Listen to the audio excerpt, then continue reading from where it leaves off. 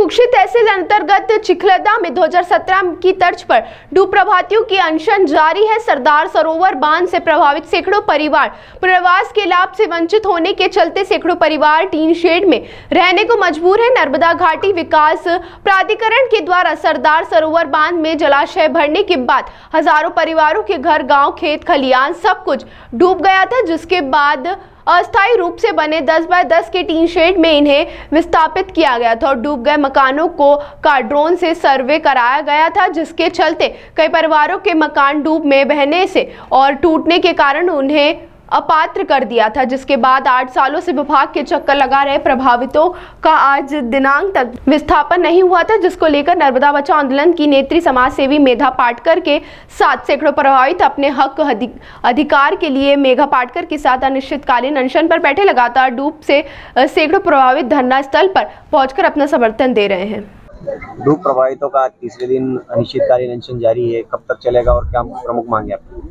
ये अनिश्चितकालीन सत्याग्रह है और जब तक हमारी मांगे पूरी नहीं होगी तब तक चलेगा।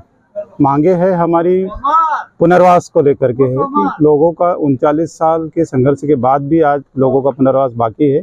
उनको उनकी पात्रता अनुसार उनको 5,80,000 मिलना, घर प्लाट मिलना, पुनर्वास स्थल पर सुविधाएं मिलना, कृषि भूमि जिसकी डूबी है उसको 60 लाख मिलना, ये सब बातें हैं। लेकिन उसके साथ ही सरकार ने 1984 का जो सर्वे था उसके आधार पर लोगों को डूब प्रभावित माना था और मुआवजा दिया था। ऐसे 15,946 परिवार जो पिछले 16 सितंबर 2023 को जो डूब आई थी, ऐसे लोग जिनको डूब से बाहर किया था वो फिर से डूब गए, तो उनके पुनर्वास का भी सवाल है, जिनको पुनर्वास का लाभ मिलना बहुत ज़रूरी है। क्योंकि गांव के साथ साथ बिना भू अर्जित जमीनें भी डूबी है, उनका भी सर्वे होकर भू अधिग्रहण होकर के उनको पुनर्वास का लाभ मिलना चाहिए। 2 हेक्टेयर के बदले 60 लाख मिलना चाहिए। ये सब बातें हैं। कई सारे पुल बनाए गए थे जो पिछले साल, ये सब सारी बातें हैं और इन्हीं बातों को लेकर हम आज यहाँ बैठे हैं। और जब तक सरकार यहाँ आकर चर्चा करके हमको विश्वसनीय लिखकर देते नहीं है कि हम ये कार्य आगे बढ़ाएंगे, तब तक हमारा धरना चालू रहेगा।